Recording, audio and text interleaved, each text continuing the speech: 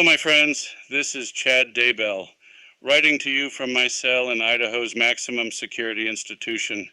This is the first of several letters I will send. I want to thank everyone who sent me cards and letters while I have been incarcerated. Your kind words of support really helped me. I cherished each one. I arrived here at the prison in June 2024, and I suppose you could say I've settled in. As for death row itself, I won't be sharing details about my daily schedule or information about my fellow inmates. As the newest arrival on death row, it isn't my place to talk about such things. It really is a different world in here, but I'm surviving, and I spend a lot of time working on my upcoming appeals. I express my gratitude to each of you who have been part of my life. While I was in the Fremont County Jail, I spent thousands of hours in an isolation cell. I wasn't allowed to have a clock, and it often felt like time stood still. During those challenging days, I would reflect on my life, working forward from childhood to more recent years. As memories came to me, I would write down the names of the people who had been positive influences in my life. I felt strengthened as I remembered my extended family members, neighbors, co-workers, school classmates, business associates, church members, and friends I have been privileged to know. You have all enriched my life in so many ways. I am using this method to share my story because I want you to receive it uncensored and unfiltered directly from me. I am aware of how I have been portrayed in the media. Frankly, those portrayals of me are unrecognizable. I am not the man the media has created. I am not a cult member who should be feared. I am not a conspirator or a killer. I never have been. I am a father, a grandfather, a husband, a son, a brother, and a friend with a firm faith in the gospel of Jesus Christ. I have recently been able to have a few in-person visits with several of my family members, and those have been wonderful. I will always be grateful for the unconditional love and support these family members have given me. When people find out that my relatives have visited me, they usually ask them, "How has he changed?" My relatives give the same response. He hasn't changed, and he's the same Chad we always knew. People are surprised by that answer after hearing a different story for so long. I am still the quiet, gentle person you all know. I have always been a peacemaker, even now in prison. I have never caused anyone's death and never conspired to commit such acts against anyone. I share in your sadness, pain, and grief over the deaths of Tammy, Tylee, and J.J. I don't have all the answers even now, but I'm grateful a more complete story will be shared during my appeals process. During my court trial, I followed my attorney's advice to sit quietly, not smile, and not show any emotion as evidence was presented. I know that is standard protocol for defendants in the courtroom, but I realize now that it made me appear to be cold and uncaring, which is the opposite of who I am. I assure you my heart was breaking many times throughout the trial, and there were moments I couldn't hold back the tears, especially as I saw and heard family members suffering the same feelings of anguish that I was experiencing. A key purpose of these letters is to share with you what I had hoped would have been explained in court. I will strive to make each letter informative and worth your time. I fully realize many people will never change their negative opinion of me. In this age of social media, podcasts, and the merging of the mainstream media with law enforcement, very few defendants are portrayed in a positive way.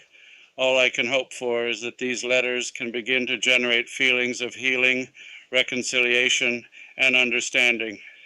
Thanks again, my friends, for the many ways you have helped and inspired me throughout my life. Bookshelf. When I attended Springville Junior High in the early 1980s, I enrolled in a woodshop class. The instructor said we could build anything we wanted, so I decided to make a bookshelf. I designed it myself, and it was about 5 feet high with several shelves.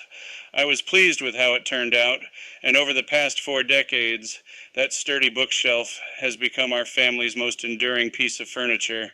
Beds, sofas, tables, and recliners have come and gone, but the bookshelf has made every move with us, and my son now has possession of it. Our family's favorite books have resided on those shelves throughout the years, and I'm eager to share the significance of those books in upcoming letters. One of the most important books I have ever read is Life Everlasting by Dwayne S. Crowther. It was one of the first books placed on my new bookshelf after I discovered the book as a teenager. The book examines eyewitness accounts of more than 200 individuals who have ventured into the spirit world and returned to tell their experiences. It is LDS themed, but the truths it contains apply to everyone. I will be sharing quotes from it many times in upcoming letters. If you have any interest in where we came from before birth, why we are here on earth, and where we go after death, Life Everlasting provides those answers. The book was first published in the 1960s, but Dwayne released an excellent updated version in 2008 with 5 additional chapters. I would recommend that version. Musical notes. I love all kinds of music, and in my upcoming letters, I will sometimes mention songs that have been the soundtrack to my life. Rather than disrupting the flow of the letter by discussing a song's importance to me at that point, I will include these musical notes afterward to give added meaning and depth. Most of my memories are tied to specific songs that had an influence on me. However, during my first 3 years in the Fremont County Jail, I rarely heard music. It was a genuine hardship, since my life had been immersed in music before my incarceration. Then, a few months before my court trial began, the jail staff provided a portable radio I could listen to when I was allowed into the jail's ball court. The court was a concrete rectangle with 20-foot-high walls that usually blocked the sun, but it was nice to breathe some fresh air. There was a giant communication tower directly above the jail that interfered with the radio reception. But if I stood in a certain spot in the ball court and held the radio at a tilted angle, I could hear a few stations. A country station, an oldies station, and a Christian station called K-Love came in the best. At first I listened to the other 2 stations more often, but as I became more familiar with the K-Love songs and their emphasis on Jesus and uplifting topics, I came to rely on those songs to boost my morale. One song that stood out to me was I'm So Blessed by the group Cain. It has a catchy beat, and the lyrics include the phrase, on my best day, I'm a child of God. On my worst day, I'm a child of God. Those were definitely some of my worst days, but the song helped me remember that the Lord was with me at all times, especially when the going got tough. So if you're having a hard day, click on the link, and hopefully the song helps lift your spirits.